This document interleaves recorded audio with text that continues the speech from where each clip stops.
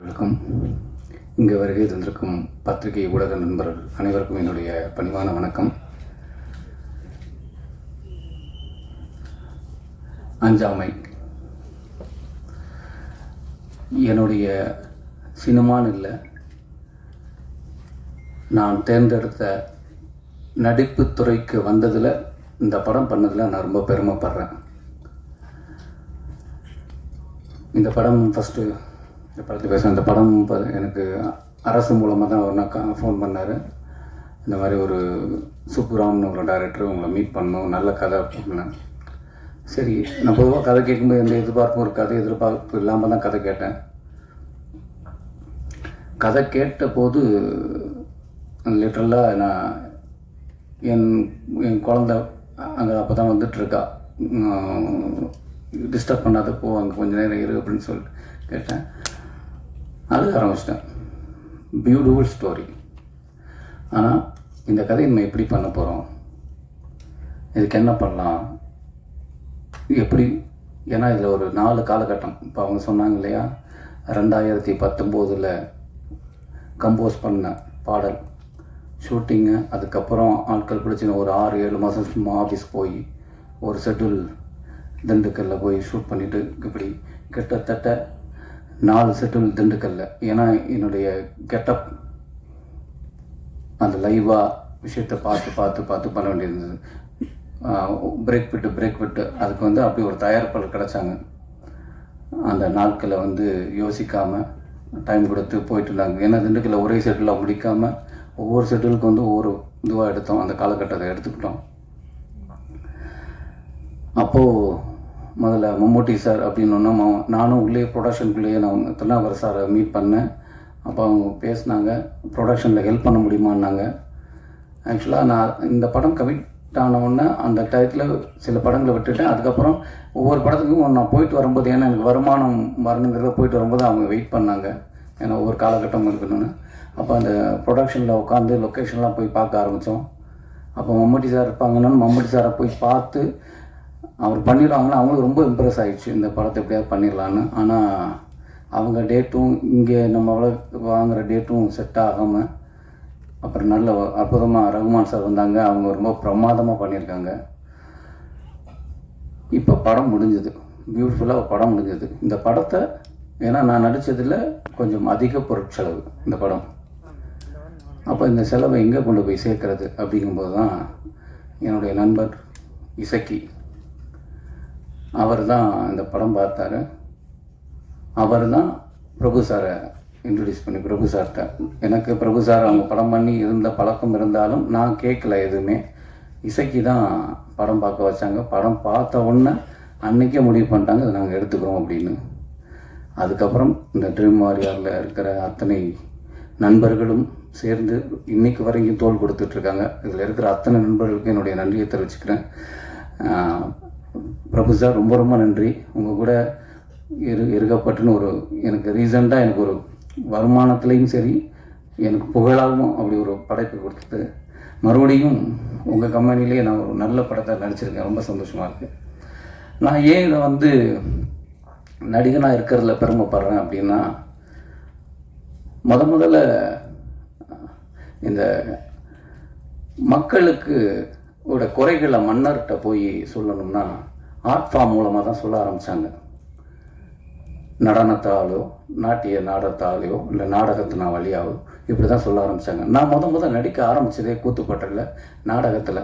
அப்போ social cos, நம்மளுடைய மக்களுக்கு தேவையான சின்ன சின்ன விஷயங்களை நாங்கள் தெருவில் நாடகங்கள் போட்டு சொல்ல ஆரம்பித்தோம், பிரச்சாரம் மாதிரி பண்ண ஆரம்பித்தோம். அப்புறம் எங்களுடைய நாடகங்கள்லேயே மக்களுடைய பிரச்சனைகளை எடுத்து நாடகமாக போட ஆரம்பித்தோம். இன்றைக்கி சினிமாக்கள் என்ன தான் என்டர்டெயின்மெண்ட் மீடியா பொழுதுபோக்கு சுத்தம் நிறையா, இதே மாதிரி நம்ம மட்டும் சொல்லலை, நிறைய இயக்குனர்கள் நிறைய கருத்துக்களை சொல்லிக்கிட்டே இருக்காங்க.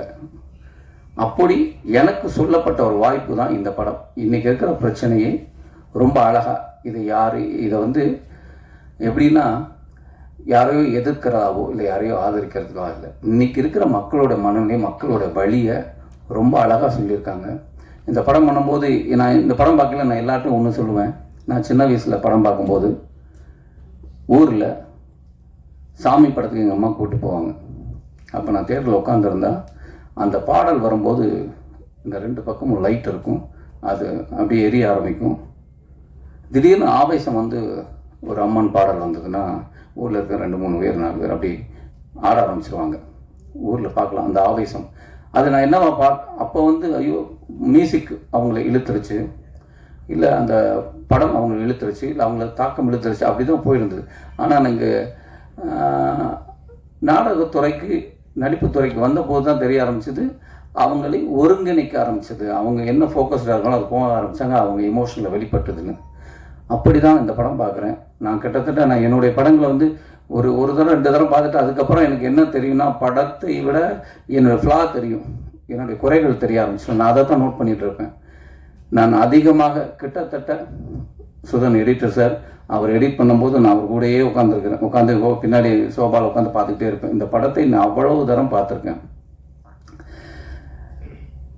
இந்த படம் பார்க்கும்போது எனக்கு இன்னைக்கு வரையும் என்னால் அதுலேருந்து மீள முடியல.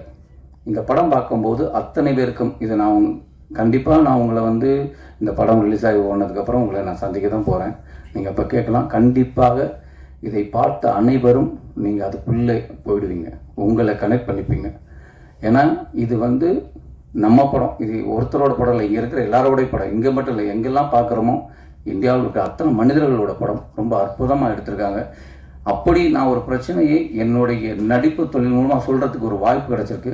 அப்படி தான் நான் சுப்ரமணியன் சார் ரொம்ப ரொம்ப நன்றி. எனக்கு இப்படி ஒரு படத்தை எனக்கு கொடுத்ததுக்கு ரொம்ப பெருமைப்படுறேன். நான் அந்த படம் நடித்ததில், நான் இதுவரை நடித்ததில், இந்த படத்தில் நடித்தது நான் ரொம்ப ரொம்ப பெருமைப்படுறேன். அப்புறம் இதில் முக்கியமாக நான் இவங்களை சொல்லணும், கார்த்திக். அவர் இன்னைக்கு வரையும் நேற்று ஷூட்டிங் போயிட்டு இன்றைக்கி வந்த மாதிரி தான் இன்றைக்கி வரையும் அந்த படத்தை பற்றி இதை மட்டும் தான் பேசுவார். வெளி படம் போனால் நாங்கள் ஃபோன் பண்ணால் கூட வேறு படத்தை சொன்னால் கூட அடுத்த செகண்ட் இந்த படத்தை பற்றி தான் வருவார். ஸ்டில் இன்னும் அதிலே இயங்கிக்கிட்டு இருக்கார், அஞ்சாமைக்குள்ளே இயங்கிட்டு இருக்கார். பியூட்டிஃபுல்லாக அவங்களுடைய ஒளிப்பதிவு அவ்வளோ பிரமாதமாக இருந்திருக்கு. உங்களுக்கு இடம் பெருசாக இருக்குது, உங்களுக்கு மட்டும் இல்லை, இதில் பங்கு பெற்ற அத்தனை பேருக்கும் வேறு ஒரு இடம் இருக்குது, அதில் மாற்றமே இல்லை, அது கண்டிப்பாக எனக்கு தெரியுது. அப்புறம் இசையமைப்பாளர் ராகு சார், இதில் எனக்கு ஒரு முக்கியமாக சொல்லணும்னா ஒரு பாடல் இருக்குது, அமேசிங். ஆக்சுவலாக நான் வந்து இன்றைக்கி போடுவாங்களோன்னு நினச்சேன் அந்த பாடலை. எனக்கு அதுலேருந்து என்னால் வெளியில் வர முடியாது, ஆனால் அது போட முடியாது, அது எனக்கு தெரிஞ்சுது. அந்த பாடலை போட முடியாது, ஏன்னா இந்த இதில் இருக்கிற பாடல் பூராமே கதையோட உள்ளுக்குள்ளே இருக்கிறதுனால போடலை. அற்புதமான பாடல். அந்த பாடலில் நான் அவ்வளவு தரம் கேட்டிருக்கேன். எனக்குள்ளே ஒரு ஆவேசம் வந்திருக்கு, எனக்குள்ளே ஒரு வெறி வந்திருக்கு. இதுக்கு முன்னாடி நான் சின்ன வயசில் படம் பார்க்கும்போது ஜாக்கி ஜான் படம் பார்த்தா பக்கத்தில் இருக்கிற யாரும் இருக்க மாட்டாங்க, இங்கிட்ட ஒரு குத்து அங்கிட்ட ஒரு குத்து, ஒரு மாதிரி ஆவேசம் வரும் எனக்கு ஃபைட்டை பார்க்கும்போது. அப்படி எனக்கு ஒரு ஆவேசத்தை கொடுத்தது இந்த படத்தில் அந்த பாடல். அதில் கிருத்திக் ஒரு இடத்துல வந்து பிரமாதம் அவன் பண்ணுவான், எக்ஸ்ட்ரானரியாக பண்ணுவான். அடுத்த தலைமுறை நடிகர் வரையும் நான் பார்க்குறேன், ரொம்ப பிரமாதமான ஒரு நடிகர், அவனுக்கு பெரிய ஃப்யூச்சர் இருக்குது. அப்புறம் எனக்கு வாணி மேடம் வந்து எத்தனையோ டிவி ஷோஸ் நாடகங்கள் பார்த்துருந்தாலும் எவ்வளவோ அவங்களோட படங்கள் பார்த்துருந்தாங்க. ஏன்னா அவங்க வெரி குட் ஆக்டர்ஸ், அவங்க நல்ல நடிகைன்னு நம்ம சொல்ல தேவையில்லை, பிரமாதமாக. ஆனால் நம்ம எல்லாரும் பார்க்காத இன்னொரு நடிகை இந்த படத்தில் பாருங்கள். நான் தான் சொன்னேன், எனக்கு வந்து ரொம்ப பிடிக்கும் ரேவதி மேடம். அதுக்கப்புறம் நான் பார்க்குற இவங்க இந்த படத்தில் அப்படி பண்ணிட்டாங்க, அப்படியான ஒரு இடம் அவங்களுக்கு இருக்குதுன்னு நான் நம்புகிறேன். அவ்வளோ பிரமாதமாக பர்ஃபார்ம் பண்ணியிருக்காங்க. அதுவும் குறிப்பாக அந்த பாடல் காட்சிக்கு முன்னாடி எனக்கு நடக்கிற ஒரு விஷயம் வந்து எக்ஸ்ட்ரானரி. அவங்க ரொம்ப பியூட்டிஃபுல் ஆர்டிஸ்ட்டு. மாறி தான் போகிறேன். சுதன் சார் சொல்லணும், எடிட்டர், அதிகம் பேச மாட்டார். அவர் வந்து உட்காந்துக்கிட்ட இதே முகம் தான், அப்போ பார்த்ததும் ஒரு கடுகடுன்னு ஒரு முகம் இருக்கிற மாதிரியே தான் இருக்கும், அப்படியே தான் இருப்பார். ஆனால் அப்புறம் தான் அவங்க சொல்லுவாங்க, விரும்மாண்டி அவங்க தான் பண்ணாங்க, பருத்தி வரணும், இவ்வளோ பிரமாதமான 2 அற்புதமான படைப்பை பண்ணாங்க, எப்போதுமே அவர் ஒரு மூடுக்குள்ளே இருக்கார் அப்படின்னு. பியூட்டிஃபுல்லாக மார்னிங்லேருந்து சாயங்காலம் வரை இப்படி பண்ணலாம் அப்படி பண்ணலாம். அந்த எடிட்டிங்குள்ளேயே சொன்னார்ல இளையராஜா சார் மாதிரி சிம்பனி எடிட்டிங்கில் ஒன்று பண்ணியிருக்காரு அப்படின்னா, அப்படியான ஒருத்தர் தான் ரொம்ப பிரமாதமான அவர் வேலையை காட்டியிருக்காங்க. அப்புறம் பாலச்சந்தர் சார், அவங்கள வந்து நான் லொக்கேஷன் எனக்கு இல்லை, ஒரே ஒரு ஷாட் மட்டும்தான் இருந்தது அந்த டயத்தில். ஆனால் நான் நடிக்கிற அந்த 10 நாள் வேணால் அந்த ஷூட் ஃபுல்லாகவே நான் இருந்தேன், வேறு எங்கேயும் போகல. இந்த ஷூட்டிங் இருக்குன்னா அந்த ஷூட்டிங் நாளில் வந்து நான் அங்கே போயிடுவேன், வேறு ஷூட்டிங் போக மாட்டேன். அப்போ தான் அவங்கள பார்த்தேன். அந்த கோர்ட்டையே அப்படி கட்டி அப்படி வச்சுருக்காரு. அந்த கோர்ட் சீக்வன்ஸ் பார்த்தீங்கன்னா அவருடைய பிரமாதமான ஒரு விஷயம் அதில் வெளியில் வரும். ரொம்ப பிரமாதமாக பண்ணியிருக்கேன். ஏன்னா நான் அதுக்கப்புறம் தான் எனக்கு தெரியும், அவங்கள வந்து யூடியூப்பில் நிறையா அவருடைய ஸ்பீச் அதெல்லாம் பார்க்குறோம். ஓ, இதுதான் அது அவர் இவ்வளோ பிரமாதமாக பண்ணுறதுக்கு காரணமே, அவர் ஆல்ரெடி அவர் இவ்வளோ பெரிய ஆளுங்கிறது எனக்கு அங்கே பார்த்து தான் தெரியும். அப்புறம் சிங்கம் மாதிரி உள்ளே வந்தார் சார், வந்து ரொம்ப எக்ஸ்ட்ரானரி அவருடைய பர்ஃபார்மன்ஸ். எனக்கு யார் அது ஜென்ரல் யார் பண்ண போகிறான்னு அவர் வரும்போது ஒரு பெரிய ஒரு தன்மை இருக்கும். அது இந்த படத்தில் ரொம்ப பிரமாதமாக பண்ணிட்டாங்க. அந்த அந்த அந்த கோர்ட் சீக்வன்ஸில் பார்த்தீங்கன்னா ஒரு பக்கம் சார் அவங்க, அப்புறம் ரகுமான் சார், அப்புறம் இந்த பையன், அதுக்கப்புறம் டாக்டர்ஸ், இதில் இன்னும் ஒரிஜினலாக 2-3 டாக்டர்ஸ் நடிச்சிருக்காங்க. எல்லோரும் பார்த்தீங்கன்னா இது படம் மாதிரி இருக்காரு, அவ்வளோ இயல்பாக பண்ணியிருக்காங்க. அப்போது எல்லாருமே தயாரிப்பாளர்களுடைய நண்பர்கள். அவங்க வந்து இந்த கதைக்குள்ளே எல்லாருக்குமே ஒரு நோக்கம் இருந்திருக்கு எல்லாம். ஏன்னா இது அதான் சொல்கிறேன், இது வந்து ஏதோ கற்பனை கதையோ இல்லை எதையோ ஈடுகட்டி எடுக்கிறதோ இல்லை ஒரு விஷயத்தை மிகப்படுத்தி சொல்கிறதோ அப்படி இல்லை. இது உண்மையாக நடந்த விஷயங்களை நடக்கிறத ரொம்ப அழகாக காட்டியிருக்காங்க. அதனால் இது எல்லாருக்குமே இதில் பங்களிப்பு இருக்குது. அவங்க நடித்தது ரொம்ப உள்வாங்கி பண்ணியிருக்காங்கன்னா அவங்க அப்படி உள்வாங்கியிருக்காங்க. அப்புறம் இந்த படத்தில் பேக்ரவுண்ட் மியூசிக் கலா சார், ரொம்ப நன்றி. நான் ஃபஸ்ட் டைம் உங்களை சந்திக்கிறேன், ரொம்ப ரொம்ப நன்றி உங்களை சப்போர்ட் பண்ணதுக்கு. இந்த படத்துக்கு பெரிய தூண் அப்படின்னா நான் யாரை சொல்லுவேன்னா குமாரை தான் சொல்லுவேன். குமார் வந்து தூணிலும் இருப்பான் துரும்பிலும் இருப்பாங்கிற மாதிரி தான் இந்த படத்துக்கு குமார் வந்து அங்கே கொடுக்கணும், அங்கே இருப்பார், இங்கே கொடுக்கணும், இங்கே இருப்பார், அங்கே இருப்பார். ஸ்டில் இன்றைக்கி வரைக்கும் குமாரோட உழைப்பு. குமார் நீங்கள் ஆக்சுவலாக அவரும் டைரக்டர் ஆகணும்னு ஆசைப்படுற ஒரு ஆள் தான். நானும் கூட சொல்லுவேன், நீங்கள் ப்ரொடக்ஷனுக்கு என்ன வாங்க, எனக்கு மேனேஜராக இருந்திருக்குன்னு நான் கேட்டுகிட்டு இருந்தேன். நான் அவருக்குள்ளேயும் கதை எழுதணும், டைரக்ட் பண்ணணுன்னு உங்களுக்கு அது மாதிரி நான் ஒரு இடத்துல உங்களையும் நான் பார்ப்பேன். அப்படி ஒரு ஒர்க் பண்ணியிருக்காங்க. அப்புறம் இதில் இருந்த உதவி இயக்குநர்கள் அனைவருக்கும் என்னுடைய நன்றி நடிச்சுக்கிறேன். அப்புறம் குழந்தைங்க பியூட்டிஃபுல், அவங்க வந்து குட்டியாக இருந்து பார்த்துட்டேன். ரொம்ப சந்தோஷமாக இருக்குது அவங்கள இங்கே பார்க்குறதுக்கு. ஏன்னா இவங்கெல்லாம் இல்லாமல் இப்படி ஒரு படம் இல்லை. அதுக்கப்புறம் நீங்கள்லாம் இல்லாமல் இப்படி ஒரு படம் இல்லை. அப்புறம் சொல்லலாம் மக்கள்லாம் இல்லாமல் இப்படி ஒரு படம் இல்லை. இதை வந்து நான் என்னுடைய எந்த படத்தையும் நான் என்ன சொல்வேன்னா, கஷ்டப்பட்டு ஒரு படம் பண்ணியிருக்கோம், எல்லோரும் நான் நடித்தா நல்ல படம்னு சொல்கிறீங்க, ஆனால் வியாபார ரீதியாக பெருசாக நடக்க மாட்டேது அப்படின்னு நான் ஒவ்வொரு தடவையும் சொல்லுவேன். ஒரு விஷயம் அது தகவலாக சொல்லிட்டு போவேன். எனக்கு அது எனக்கு எந்த விதத்திலும் பாதிச்சதில்லை. எனக்கு எப்படி பாதிக்குன்னா, என்னுடைய நல்ல படங்களை பண்ணுவதற்கு தயாரிப்பாளர் முன் வர்றதுக்கு கொஞ்சம் கஷ்டமாக இருக்கும். ஏன்னா தயாரிப்பாளர் 10 ரூபாய் எடுத்தால் தானே 2 ரூபா செலவு பண்ண முடியும். அது ஒன்று இருக்குல்ல. அதனால் எனக்கு சரி ரைட்டு, வந்த படங்களில் நல்ல படம் இருக்கோ அதை பண்ணுவோம் அப்படின்னு தான் போவேன். ஆனால் இந்த படத்தை நான் அப்படி நினைக்கல. இந்த படம் பார்த்தால் தயாரிப்பாளர் நல்லா இருப்பாருங்கிறது இல்லை, இந்த படம் பார்க்கணும், அது நம்மளோட கடமை. நான் கடமையாக தான் நான் சொல்கிறேன். ஏன்னா இந்த படத்தை நடித்தது என்னோடய கடமையாக தான் நான் பார்க்குறேன்.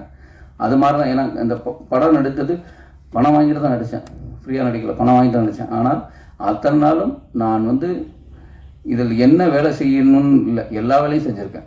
இந்த படத்துக்குள்ளேயே நான் ட்ராவலாக இருக்கேன். நான் நிறையா படங்களை விட்டுருக்கேன், இந்த படத்துக்காக நிறைய படங்களை விட்டுருக்கேன். ஏன்னா இந்த படம் பண்ணது நான் நடிக்க வந்ததுக்கான ஒரு அர்த்தம் இந்த படம் நடித்ததில் இருக்குதுன்னு நான் நம்புகிறேன். அப்படியான படம் தான் இது. இன்னும் வேற யாரையா விட்டுட்டேனா இல்லை எங்கேயாவது மாறிட்டேனான்னு தெரியல. ஏன்னா இந்த பொதுவாக நான் எங்கேயும் ஏதாவது பேசும்போது வந்து எதையும் யோசிக்க மாட்டேன். என்ன நம்ம நடந்தது தானே பேச போகிறோம் அப்படிங்கிறது தான் இருக்கும். அப்போ எனக்கு இந்த படத்தில் நடந்தது தான் பேச போகிறோம் இருக்கும். ஆனால் எந்த விதத்துலேயும் எனது இது படம் முழுக்க கதைக்குள்ளே இருக்குது, கதையை சொல்ல வேண்டாம். அதே நேரம் எந்த விதத்துலையும் எதையும் விட்டுறக்கூடாதுங்கிற ஒரு மனநிலையும் எனக்கு இருக்குது. அவ்வளோதான். நீங்கள் இந்த படத்தை 2-3 நாளில் நீங்கள் படம் பார்த்துருவீங்க. கண்டிப்பாக நான் இப்பயும் சொல்கிறேன், உங்களுக்கு நீங்கள் இதே இடத்துல தான் என்னை இருகப்பட்டிருக்கும் ஆரத்தழுவுனீங்க, பயணிகள் கவனிக்கும் பெரிய ஆரத்தழுவி உங்கள் பாராட்ட சொன்னீங்க. நான் இப்போ சொல்கிறேன், எல்லாருமே நீங்கள் பாராட்டினே நான் ஏற்றுக்கிறேன். ஏன்னா எனக்கு தெரியும் அப்படி ஒரு படத்தை நான் கொடுத்துருக்கேன். ரொம்ப நம்பிக்கையோடு சொல்கிறேன். ஓவர் கான்ஃபிடென்ட்லாம் இல்லை, படம் பார்த்துட்டேன், இது நம்ம படம், நம்மளன்னா வேறு யாரை நம்ப போகிறோம் அப்படிங்கிற நம்பிக்கையில் போகிறேன். இப்படி ஒரு படத்தை தயாரித்ததற்கு திருநாவுக்கரசு சார் ரொம்ப பெருமைப்பட வேண்டிய விஷயம் தான். அவர் பெருமையோடு தான் இந்த படத்தை தயாரித்தார். ஆனால் கண்டிப்பாக அவருக்கு ஒரு கௌரவத்தை கொடுக்குது. அதே மாதிரி எங்களுக்கு ஒரு பெரிய சப்போர்ட்டை கொடுத்தா ட்ரீம் வாரியர்ஸ், அது என்றைக்குமே மறக்க மாட்டேன். இன்றைக்கி இத்தனை பேர் எனக்கு ஊரில் இருந்த எங்கேருந்தோ சொல்லும் போதோ ட்ரீம் வாரியர் படமா அவங்க வாங்கியிருக்காங்களா, அப்படின்னா சரியான படமாக இருக்கும் அப்படிங்கிற ஒரு பெரிய நம்பிக்கை எங்கள் விதைச்சிருக்காங்க. அந்த நம்பிக்கை எங்களுக்கு கொடுத்ததுக்கு ரொம்ப ரொம்ப நன்றி சார். தேங்க்யூ.